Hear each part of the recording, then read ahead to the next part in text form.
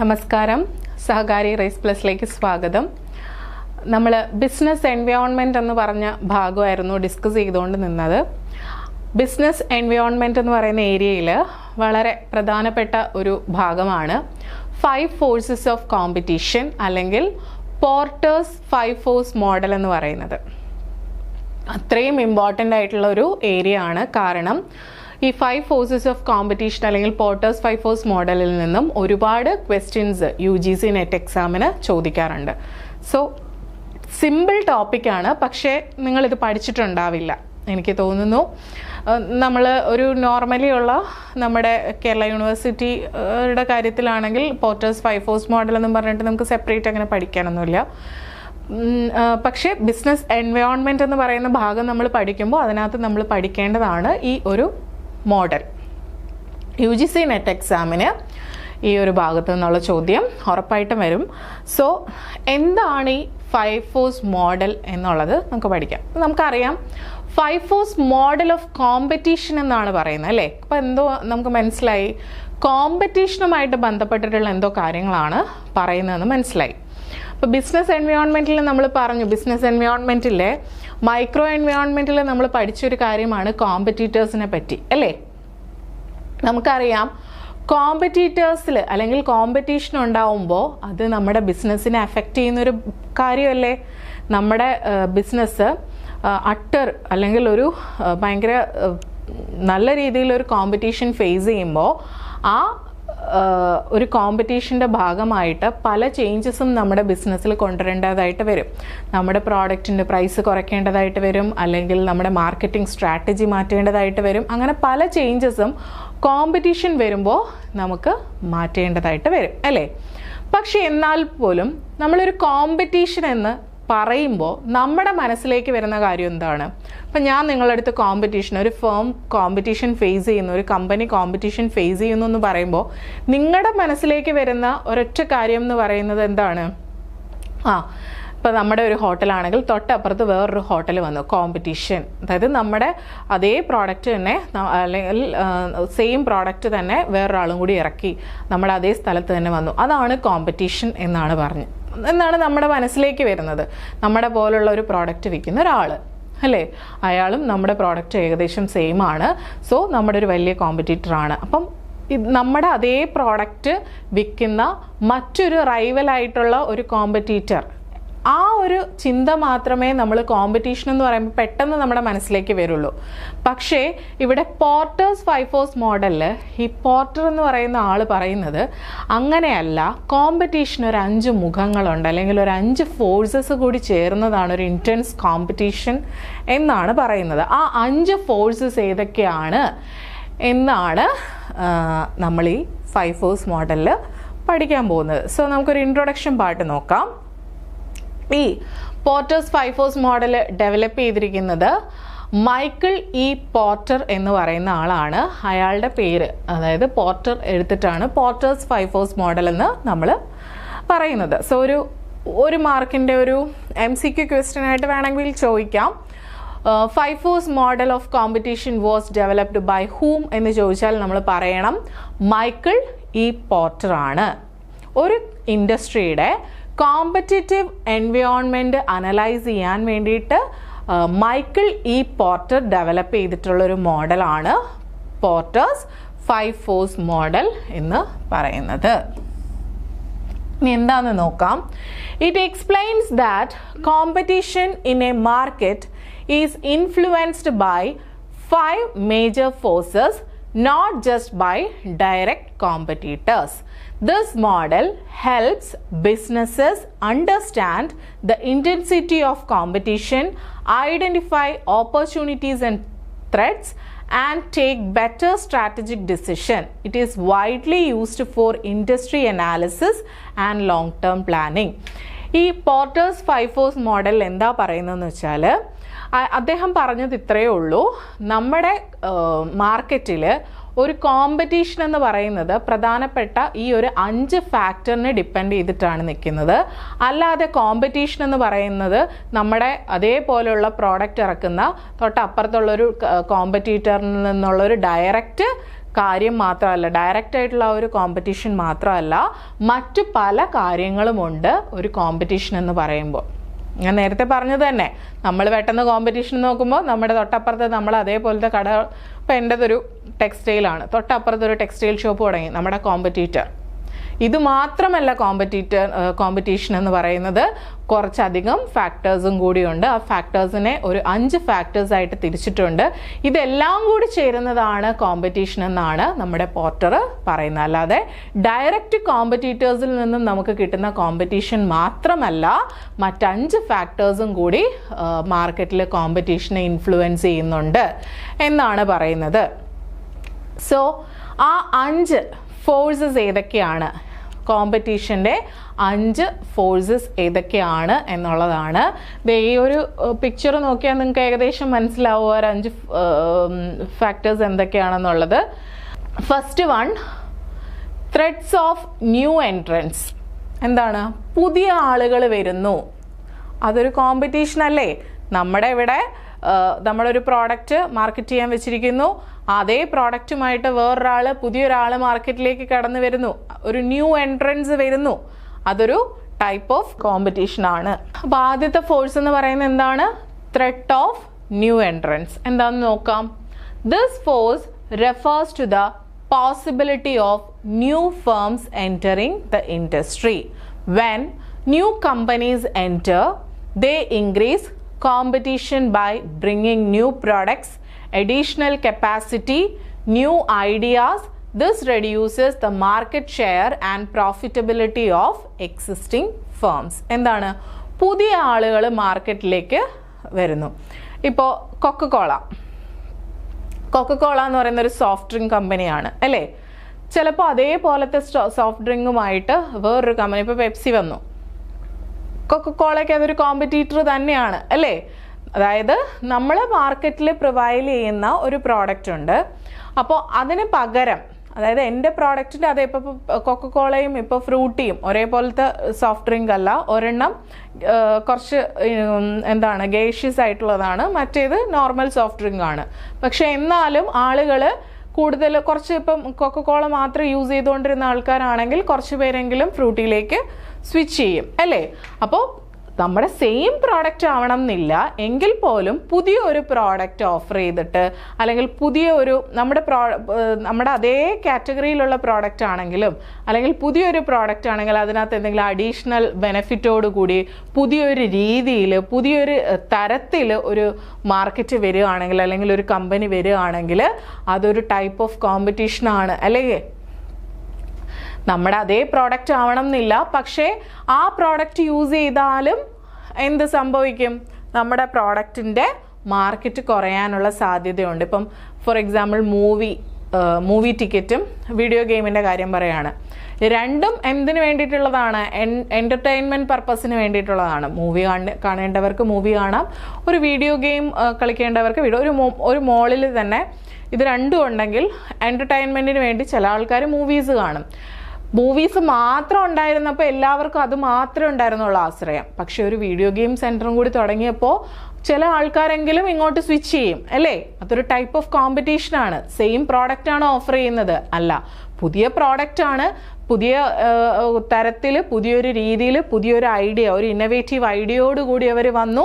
ഒരു സബ്സ്റ്റിറ്റ്യൂട്ട് ആയിട്ടുള്ള പ്രോഡക്റ്റ് ആണ്, എന്നാലും നമ്മുടെ മാർക്കറ്റ്, നമ്മുടെ ബിസിനസ്സിനെ അത് എഫക്റ്റ് ചെയ്യുന്നുണ്ട് അല്ലേ? സോ പുതിയ ഇതുപോലുള്ള എൻട്രൻസ് നമ്മുടെ കോമ്പറ്റീഷൻ്റെ അളവ് വർദ്ധിപ്പിക്കും. നമ്മുടെ അതേ പ്രോഡക്റ്റ് ആവണം എന്ന് നിർബന്ധമില്ല, വേറെ പുതിയ പ്രോഡക്റ്റ് ആയാലും മതി. എന്താണെങ്കിൽ കൂടിയും പുതിയ ഇതുപോലുള്ള എൻട്രൻസ് കോമ്പറ്റീഷൻ്റെ എഫക്റ്റ് വർദ്ധിപ്പിക്കും എന്നാണ് പറയുന്നത്. So when new companies enters, പുതിയ കമ്പനീസ് വരുമ്പോൾ അവർ പുതിയ പ്രോഡക്റ്റും അഡീഷണൽ കപ്പാസിറ്റിയും പുതിയ ഐഡിയാസും ഒക്കെ ഓഫർ ചെയ്തുകൊണ്ട് കോമ്പറ്റീഷൻ കൂട്ടുന്നുണ്ട്. ഇതുവഴി ഇപ്പം നിലനിൽക്കുന്ന നമ്മുടെ കമ്പനിയുടെ മാർക്കറ്റ് ഷെയർ കുറയാം, നമ്മുടെ കമ്പനിയുടെ പ്രോഫിറ്റബിലിറ്റിയിൽ മാറ്റം സംഭവിക്കാം. ഓക്കെ, അപ്പോൾ ആദ്യത്തെ ഫോഴ്സ് എന്താണ്? Threat of new entrance. However, the level of threat depends on the barriers to entry. If barriers are high, it becomes difficult for new firms to enter. ഓർത്ത് വെച്ചേക്കണേ, Important barriers to entry include high capital requirements, strict government regulations, strong brand loyalty of existing firm, access to distribution channels and economies of scale. For example, industries like telecom or airline require huge investment, so new entry is difficult. On the other hand, small businesses like retail shop have low entry barriers, so new entrants can easily enter the market. എന്താണ് new entrance കൊണ്ടുള്ള ഈ ഒരു competition കൂടുതലും face ചെയ്യുന്നത് ചെറിയ ചെറിയ ബിസിനസ്സുകാരായിരിക്കും, ചെറുകിട ബിസിനസ്സുകാരായിരിക്കും ഈ ന്യൂ എൻട്രൻസ് കൊണ്ടിട്ടുള്ള കോമ്പറ്റീഷൻ കൂടുതലും ഫേസ് ചെയ്യുന്നത്.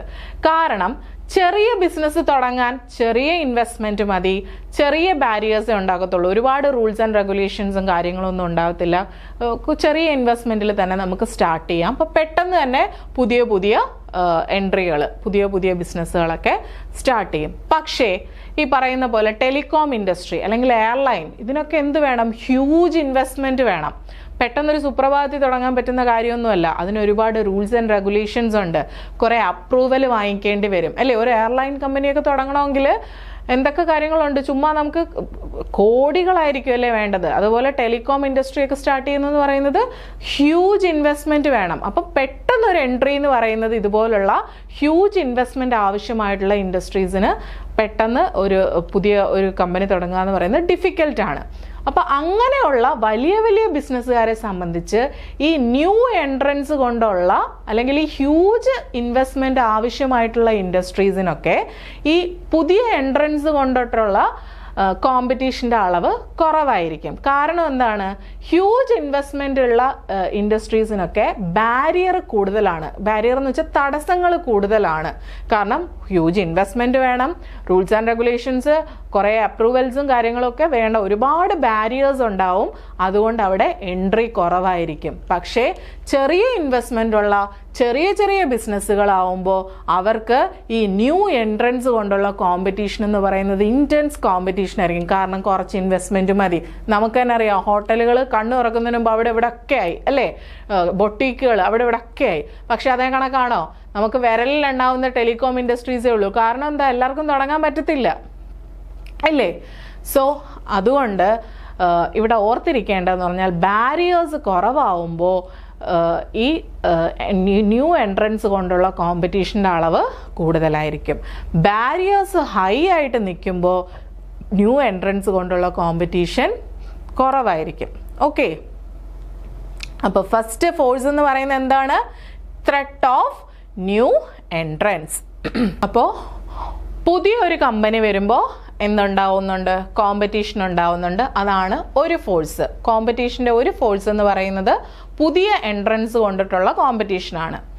രണ്ടാമത്തെ ഫോഴ്സ് എന്ന് പറയുന്നത് ബാർഗെയിനിങ് പവർ ഓഫ് സപ്ലയേഴ്സ്. അതും ഒരു ടൈപ്പ് ഓഫ് കോമ്പറ്റീഷൻ കൂട്ടാൻ സഹായിക്കുന്നുണ്ട്.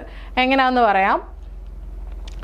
This force refers to the ability of suppliers to influence the terms and condition of supply. Suppliers can affect the cost and quality of raw materials and components. When suppliers have high power, they can increase price or reduce quality, which increase the cost for the business and reduce profit margins. Supplier power becomes high when there are few suppliers, when the product supplied is unique, or when switching to another supplier is difficult. It is also high when suppliers can directly enter the industry and become competitors. On the other hand, supplier power is low when there are many suppliers and the business can easily switch from one supplier to another. എന്താണ്? Bargaining power of suppliers എന്നുള്ളതാണ് അടുത്ത ഒരു bargaining power of suppliers എന്ന് പറഞ്ഞതാണ് അടുത്ത ഒരു forces of പോർട്ടേഴ്സിന്റെ 5 force മോഡലിൽ അടുത്ത ഒരു ഫോഴ്സ് ഓഫ് കോമ്പറ്റീഷൻ എന്ന് പറയുന്നത് അല്ലേ? ഇവിടെ എന്താ പറയുന്നതെന്ന് പറഞ്ഞാൽ നമുക്കറിയാം സപ്ലയേഴ്സ് എന്ന് പറയുന്നത് നമുക്ക് റോ മെറ്റീരിയൽ നമ്മുടെ പ്രൊഡക്ഷൻ ആവശ്യമായിട്ടുള്ള ഇൻപുട്ട് സപ്ലൈ ചെയ്യുന്ന ആൾക്കാരെയാണ് നമ്മൾ സപ്ലയേഴ്സ് എന്ന് വിളിക്കുന്നത്. അവർ നമുക്ക് അവരുടെ പ്രോഡക്റ്റ് സപ്ലൈ ചെയ്യുമ്പോൾ അവർക്ക് അവരുടേതായിട്ടുള്ള ഒരു ടേംസ് ആൻഡ് കണ്ടീഷൻ്റെ ബേസിസിലായിരിക്കും അവർ നമുക്ക് അവരുടെ പ്രോഡക്റ്റ് സപ്ലൈ ചെയ്യുന്നത്. സോ അതുകൊണ്ട് തന്നെ നമ്മുടെ പ്രോഡക്റ്റിൻ്റെ പ്രൈസിലും നമ്മുടെ ഫൈനൽ പ്രോഡക്റ്റിൻ്റെ ക്വാളിറ്റിയിലുമൊക്കെ ഇവർക്കൊരു ഇമ്പാക്റ്റ് ഉണ്ട് അല്ലേ. Suppliers can affect the cost and quality of raw material and components. When the supplier has high power they can increase prices or reduce quality. എന്താണ് സപ്ലയേഴ്സ് അവർ സപ്ലൈ ചെയ്യുന്ന റോ മെറ്റീരിയൽസും കമ്പോണൻസിൻ്റെയും ഒക്കെ വില അങ്ങോട്ട് കൂട്ടുകയാണ്. അവർ നമുക്ക് തരുന്ന റോ മെറ്റീരിയൽസിൻ്റെ വില കൂട്ടുകയാണെന്ന് വയ്ക്കുക. അപ്പം നമുക്ക് എന്തു ചെയ്യും? നമ്മുടെ ചെലവ് കൂടും അല്ലേ. ചെലവ് കൂടുമ്പോൾ നമുക്ക് എന്താവശ്യമായിട്ട് വരും? നമ്മുടെ പ്രോഡക്റ്റിൻ്റെ പ്രൈസ് കൂട്ടേണ്ടി വരും. അല്ലെങ്കിൽ നമ്മൾ എന്ത് ചെയ്യേണ്ടി വരും? വേറെ ഏതെങ്കിലും സപ്ലയറിൻ്റെ അടുത്ത് നിന്ന് അല്ലെങ്കിൽ നമ്മൾ ഉണ്ടാക്കുന്ന ഫൈനൽ പ്രോഡക്റ്റിൻ്റെ കോസ്റ്റ് കുറയ്ക്കാൻ വേണ്ടി അതിൻ്റെ ക്വാളിറ്റിയിൽ എന്തെങ്കിലുമൊക്കെ അഡ്ജസ്റ്റ്മെൻറ്റ് വരുത്തേണ്ടി വരും അല്ലേ. സോ എന്നാൽ മാത്രമേ എന്ത് കിട്ടുള്ളൂ? നമ്മുടെ പ്രോഫിറ്റ് മാർജിൻ നമുക്ക് അഡ്ജസ്റ്റ് ചെയ്തുകൊണ്ട് നമുക്ക് പ്രോഫിറ്റ് ഇല്ലാതെ പ്രോഡക്റ്റ് വിൽക്കാൻ പറ്റൂല. സോ നമ്മുടെ പ്രോഫിറ്റ് മാർജിനിൽ എന്തെങ്കിലുമൊക്കെ അഡ്ജസ്റ്റ്മെൻറ്റ് വരുത്തണമെങ്കിൽ ഈ പറയുന്ന സപ്ലയേഴ്സിനനുസരിച്ച് നമ്മളും അഡ്ജസ്റ്റ് ആയാലേ ഒക്കത്തുള്ളൂ. ഈ സപ്ലയറിന് ഈ കോമ്പറ്റീഷൻ കൺട്രോൾ ചെയ്യാൻ ഹൈ പവറാണ് ഉള്ളതെന്നാണ് പറയുന്നത്. അതായത്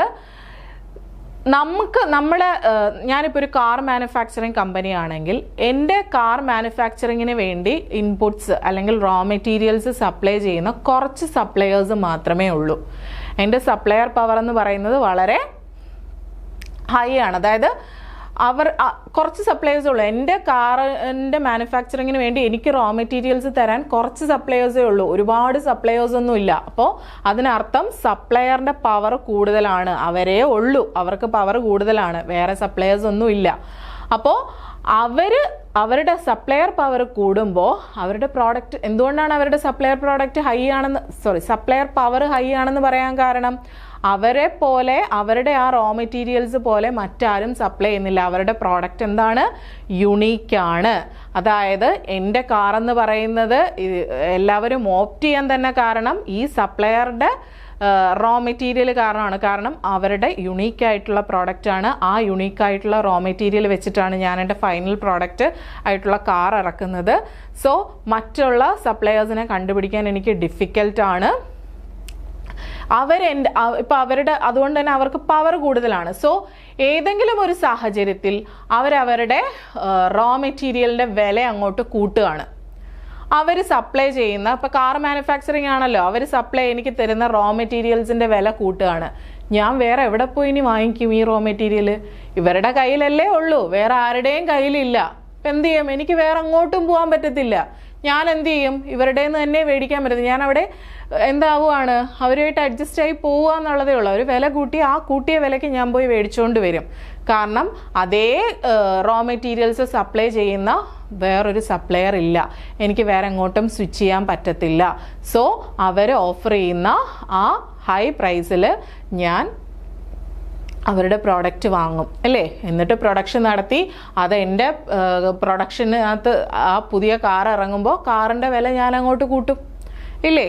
കാറിൻ്റെ വില കൂട്ടുമ്പോൾ എൻ്റെ കോമ്പറ്റീറ്റേഴ്സ് ഇതേ സ്പെഷ്യാലിറ്റി ഉള്ള കാറിൽ ഇതേപോലെ തന്നെ സിമിലർ ആയിട്ടുള്ള കാറുകൾ ഇതിനേക്കാളും വില കുറച്ചായിരിക്കും മാർക്കറ്റിലുള്ളാവുക. അപ്പോൾ ആളുകൾ എന്ത് ചെയ്യും? അങ്ങോട്ട് സ്വിച്ച് ചെയ്യും. ഞാൻ തന്നെ കോമ്പറ്റീഷൻ കൂട്ടിയില്ലേ. അതുപോലെ തന്നെ വേണമെങ്കിൽ ഇപ്പോഴത്തെ നിലവിലത്തെ സാഹചര്യം അനുസരിച്ച് ഇതുപോലുള്ള സപ്ലയേഴ്സ് തന്നെ ഈ ഇൻഡസ്ട്രിയിലേക്ക് കടന്നു വരാം അല്ലേ. കാരണം യുണീക്കായിട്ടുള്ള പ്രോഡക്റ്റാണ് അവരുടെ കയ്യിലിരിക്കുന്നത്, യുണീക്കായിട്ടുള്ള റോ മെറ്റീരിയൽ ആണ് അവരുടെ കയ്യിലുള്ളത്. എൻ്റെ പ്രോഡക്റ്റ് ഈ മാർക്കറ്റിൽ ഇത്രയും നിലനിൽക്കാൻ കാരണം ഈ യുണീക്കായിട്ടുള്ള പ്രോഡക്റ്റാണ്. ഈ യുണീക്കായിട്ടുള്ള പ്രോഡക്റ്റ് ഉണ്ടാവാൻ കാര്യം എന്താണ്? യുണീക്കായിട്ടുള്ള റോ മെറ്റീരിയൽസ് ആണ്. അപ്പോൾ ആ സപ്ലയേഴ്സിന് ചിന്തിച്ചൂടെ, എന്തുകൊണ്ട് ഇതൊരു ഫൈനൽ പ്രോഡക്റ്റ് ആക്കി നമുക്ക് തന്നെ മാർക്കറ്റിലേക്ക് എൻ്റർ ചെയ്തുകൂടാ ഇല്ലേ. ഞാനെന്ന് പറയുന്ന സപ്ലയറിൻ്റെ കയ്യിൽ മാത്രമേ ഉള്ളൂ ഈ റോ മെറ്റീരിയൽ. ദെൻ ഞാൻ എന്തിന് മറ്റൊരാൾക്ക് കൊടുത്തിട്ട് പ്രൊഡക്ഷൻ നടത്തി അയാൾക്ക് ലാഭം ഉണ്ടാക്കി കൊടുക്കണം? ഞാൻ കുറച്ചും കൂടി ഇൻവെസ്റ്റ്മെൻറ്റ് നടത്തിയാൽ എനിക്കിതൊരു ഫൈനൽ പ്രോഡക്റ്റ് ആയിട്ട് കൺവേർട്ട് ചെയ്യാം. ഞാനിതൊരു ഫൈനൽ പ്രോഡക്റ്റ് ആയിട്ട് ഞാൻ തന്നെ അങ്ങോട്ട് ചെയ്താൽ എന്താ? കോമ്പറ്റീഷൻ കൂടിയില്ലേ? ഇങ്ങനെ പലതരത്തിൽ സപ്ലയേഴ്സിനും എന്ത് ചെയ്യാം? കോമ്പറ്റീഷൻ കൂട്ടാൻ സാധിക്കും.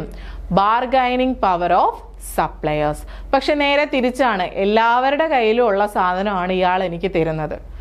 ഇയാൾ വില കൂട്ടിയാൽ ഞാൻ എന്ത് ചെയ്യും? അപ്പുറത്തെ ആളുടെ നിന്ന് പോയി വാങ്ങിക്കും. സപ്ലയറിൻ്റെ പവർ വളരെ കുറവാണ്, വലിയ പവറൊന്നുമില്ല, ഇയാളുടെ കയ്യിലില്ല, വേണ്ട ഞാൻ അപ്പുറത്തുനിന്ന് മേടിച്ചോളാം. സോ അങ്ങനെ സപ്ലയർ പവർ കുറവുള്ള സാഹചര്യമുള്ള ഏതെങ്കിലും പ്രോഡക്റ്റ് ആണെങ്കിൽ നമുക്കൊരു സപ്ലയറിൽ നിന്ന് മറ്റൊരു സപ്ലയറിലേക്ക് സ്വിച്ച് ചെയ്യാൻ എളുപ്പമാണ്. അങ്ങനെയുള്ള പ്രോഡക്റ്റിന് കോമ്പറ്റീഷൻ കുറവായിരിക്കും. Thank you so much.